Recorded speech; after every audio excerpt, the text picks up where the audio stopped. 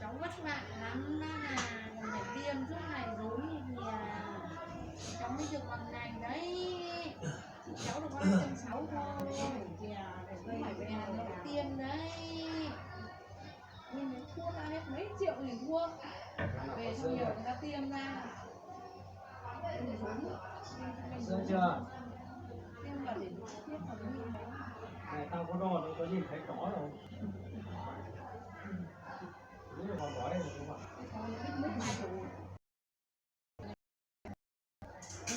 Đi bánh mua giống ở nghe khóc.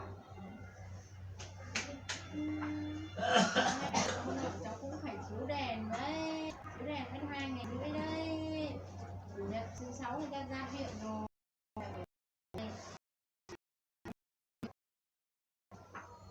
Đấy, sao rồi? Qua cùng nào thì ai cho giữa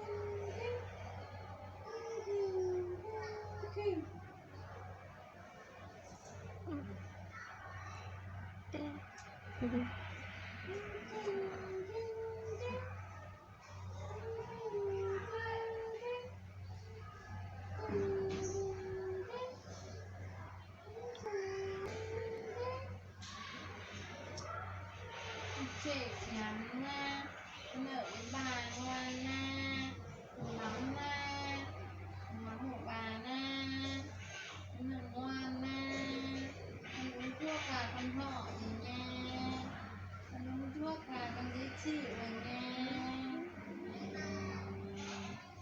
con hấp nha, con quấy nha, con tiêm con uống thuốc là con thọ rồi nha.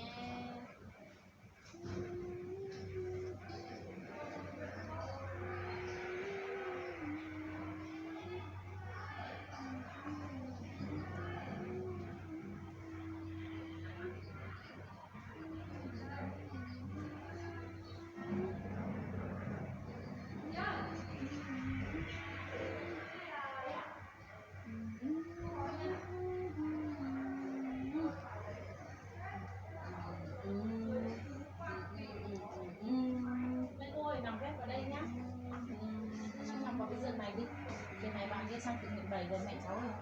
Cô là người nào đấy? Đấy, hôm nay. Đây là mình đấy. Cháu là sáng vào sáng nay.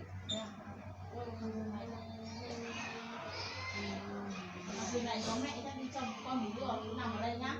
Nằm ghép thôi không có gì chồng cơ. Mẹ đi bên đó, đây nó có trẻ con, nó có trẻ con á. Vâng ạ, nếu không thì cháu mời cô đi ra nhà trọ.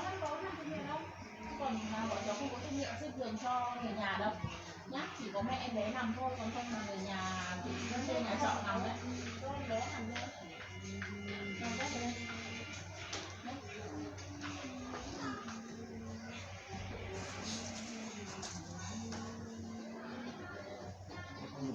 Không ngủ đâu. Nhưng mà mình ngủ và đừng khóc, đừng kêu lên à. Khóc to lắm. Ra lại mình bố được này không nhiều vậy.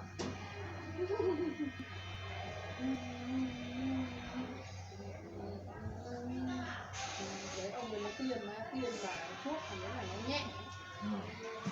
Thì sáng này nó tối quà chết. Làm à. Đúng vậy anh cổ. Tốt quá. Bác ơi nó bong ra. Vâng. ở nhà hôm qua hai chị em nó cũng đẻ ra nó hút những nhiều lắm, nhiều những lắm, nhiều cái dịch ấy. Chị thì hút em thì cho cái nước muối vào, cái con